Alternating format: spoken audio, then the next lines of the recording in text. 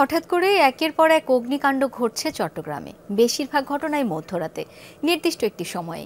এসব কি নিছক দুর্ঘটনা নাকি নাশকতা নিশ্চিত করে বলতে পারছে না কেউ। তবে টানা 7 দিন ধরে কোথাও না কোথাও অগ্নিকাণ্ড সন্দেহ জাগাচ্ছে অনেকের মনে। ঘটনা খতিয়ে দেখার পরামর্শ তাদের। পুরানো দিয়ে নতুন নিতে আজই চলে আসুন আপনার নিকটস্থ ওয়ালটন শোরুমে।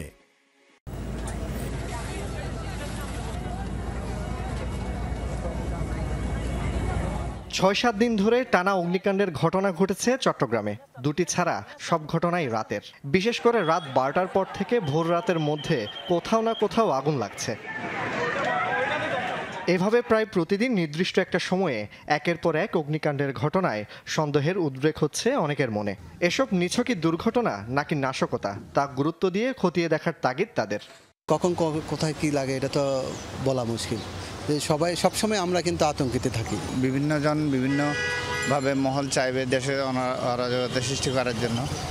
খতিয়ে দেখা উচিত, তদন্ত দেখা উচিত। কেন রাতে ঘটতেছে এবং পরপর একই দিনে একই রকম ঘটতেছে, কেন মানে চট্টগ্রামে কেন ঘটতেছে? শুধু রাতে লাগছে, তারপর ধরেন এই যে সাগর পাড়ে আগুন লাগছে, ওইখানে তো আসলে আগুন সহজে লাগার কথা না।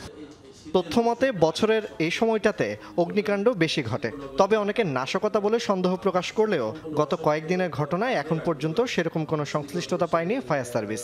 এই মৌসুমে সাধারণত অন্য সময়ের চেয়ে মানে বেশি আগুনের সম্ভাবনা থাকে। তো আমাদের যে আগুনগুলো আমরা কাজ করেছি, আগুনগুলো সাধারণত স্বাভাবিক আগুনের মতোই মনে হয়েছে। অন্য কোনো কারণে, নাশকতার কারণে আগুন লাগতে পারে কিনা আসলে এদের মোটেই এ ধরনের সম্ভাবনা দেখছি না।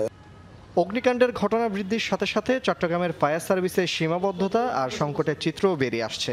জনবল ও সরঞ্জাম সংকট তো আছেই, বন্দরনগরীতে পর্যাপ্ত জলাধার বা পানির উৎস না থাকা এবং সরু সড়কের কারণে অগ্নি নির্বাপন কঠিন হচ্ছে। আমাদের দেশেও সেই ক্যাপাসিটি বিল্ড আপের জন্য কিন্তু আমাদেরকে স্পেশাল ভেহিকেল অনেকগুলো এনেছেন।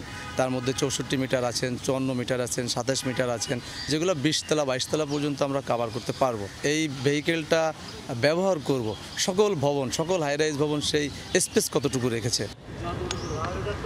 জুবায়েত ইবনে শাহাদাত, যমুনা নিউজ, চট্টগ্রাম।